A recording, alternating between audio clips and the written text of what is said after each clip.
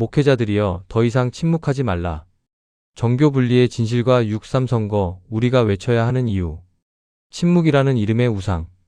오늘날 이 어둠의 현실 앞에 불 꺼진 강단, 침묵으로 일관된 강단들이 수두룩합니다. 이 거대한 침묵은 과연 누가 만든 것입니까? 목사님, 강단에서 정치 얘기는 하지 마십시오. 정교 분리 아닙니까? 우리는 이 한마디 앞에 너무나 쉽게 함구하고 말았습니다. 심지어 성도들을 향해 교회에서는 절대 정치 이야기하지 마십시오라며 앞장서서 빗장을 지르는 목회자들도 있습니다. 참으로 이상하지 않습니까? 교회 밖에선 해도 되고 다른 교회 성도들과는 해도 되는데 왜 유독 같은 믿음의 형제 자매들과는 나누면 안 된다는 말입니까? 그것은 결국 내 교회만 흔들리지 않으면, 내 목회 전선에 문제만 없으면 국가가 어떻게 되든 상관없다는 비겁한 회피일 뿐입니다. 시대의 어둠을 밝히고 공의의 목소리를 내야 할 목회자가 개교회주의와 허접한 자기 보존의 논리에 빠져 세상의 불의 앞에 눈을 감고 귀를 닫은 채 스스로를 정당화해 온 것입니다. 저는 오늘 이 거대한 기만을 향해 분명히 선언합니다. 그것은 진리가 아닙니다. 철저히 왜곡된 거짓말이요, 비겁한 속임수입니다. 촉새가 아닌 방패, 정교 분리의 진짜 역사. 1791년 비준된 미국 수정헌법 제1조는 선언합니다. 국가는 어떤 종교도 국교로 지정할 수 없으며 신앙의 자유로운 행사를 방해할 수 없다. 토머스 제퍼슨이 명문화한 교회와 국가 사이의 장벽입니다. 그렇다면 이 장벽은 과연 누구를 막기 위한 것이었습니까? 교회가 세상을 향해 공의의 영향력을 미치지 못하도록 가두는 벽이었습니까? 정반대입니다. 국가의 어떤 공권력도 감히 신성한 강단을 침범하지 못하도록, 성도들의 천부적 양심의 자유를 유린하지 못하도록 세운 강력한 방어벽이었습니다. 정교 분리의 본질은 교회의 입을 막는 족쇄가 아닙니다. 세상 권력으로부터 영적 성역을 지켜내기 위한 자유의 울타리인 것입니다. 더욱이 1788년 미국 장로교회가 개정한 웨스트민스터 신앙 고백의 전통은 단호하게 선포합니다. 정교 분리는 국가와 교회의 직무의 구별이지 영역의 단절이 아니라고. 왕이신 그리스도의 통치는 교회 울타리 안에만 갇혀 있지 않습니다. 정치와 경제, 사회와 문화를 포함한 온 세상 위에 주님의 주권이 임하십니다.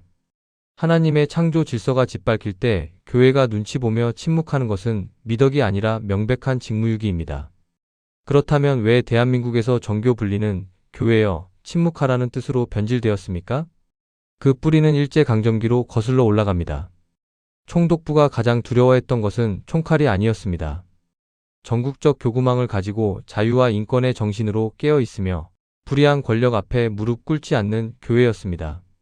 종교는 내세의 구원만 노래하라. 현실의 정치에는 절대 입을 열지 말라. 이것은 신사참배와 황국 신민화를 강요하기 위해 주입한 악랄한 영적 가스라이팅이었습니다. 서글프게도 이 식민지의 잔재는 해방 이후에도 불의한 권력자들이 자신의 치부를 가리는 편리한 도구로 끊임없이 재활용되어 왔습니다.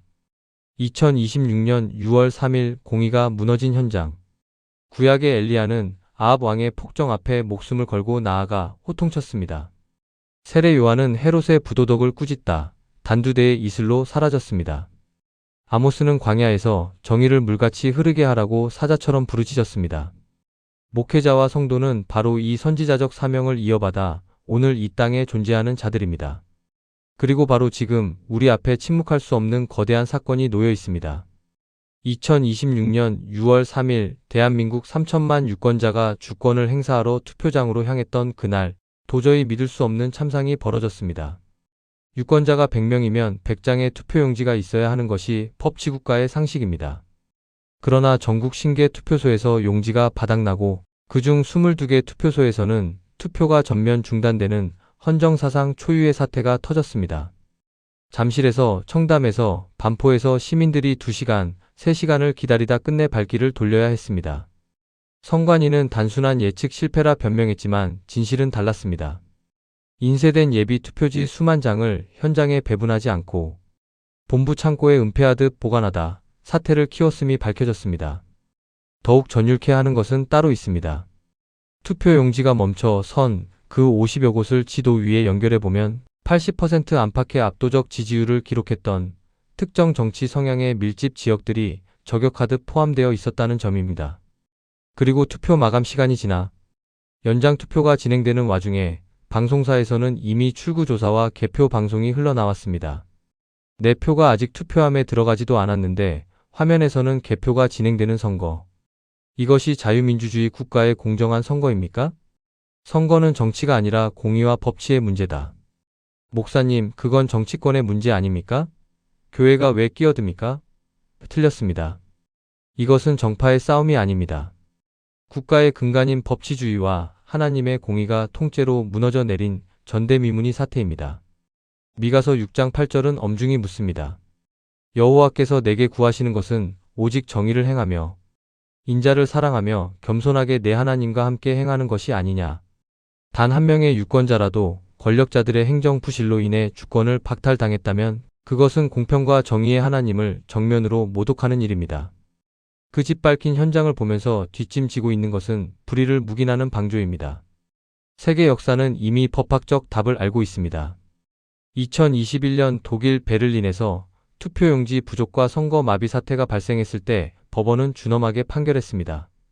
연방의회 총선은 심각한 오류가 확인된 선거구의 부분 재선거를 명령했고 주의회 선거는 전체 선거구의 60% 이상이 마비된 책임을 물어 베를린 전체의 전면 재선거를 선고했습니다. 선거의 평등 원칙이 치명적으로 훼손되었다면 의회 구성의 정당성 자체가 흔들린다고 본 것입니다. 이번 사태 역시 결코 유야무야 넘어갈 수 없는 중대한 헌정 위기이며 법치국가라면 마땅히 철저한 법적 판단과 책임자 처벌 그리고 재선거가 이루어져야 합니다. 진실을 향해 깨어나라.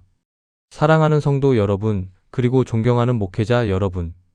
저는 오늘 특정 정당이나 후보를 지지하라는 선동을 하는 것이 아닙니다. 오직 성경이 명하는 공의와 눈앞의 진실만을 말씀드리는 것입니다. 선관위 위원장과 사무총장이 사의를 표명하고 국회가 국정조사를 예고한 지금 우리는 무엇을 해야 합니까? 어차피 결과는 바뀌지 않을 텐데라며 냉소와 무기력으로 침묵의 동굴 속에 숨으시겠습니까? 우리의 선지자적 사명은 바로 이 순간 발휘되어야 합니다. 기도하십시오.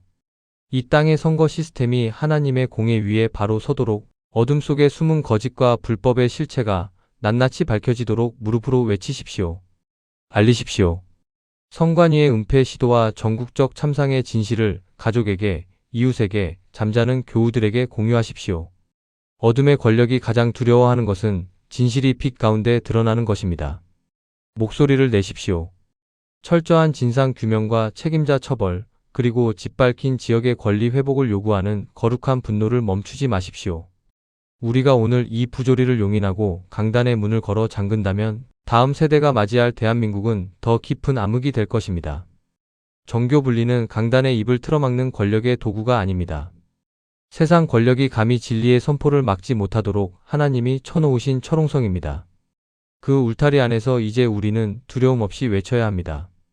불의는 불의라 말하고 정의는 정의라 외치며 단 한 명의 영혼도 그 권리를 빼앗기지 않는 공의의 나라를 향해 행진해야 합니다.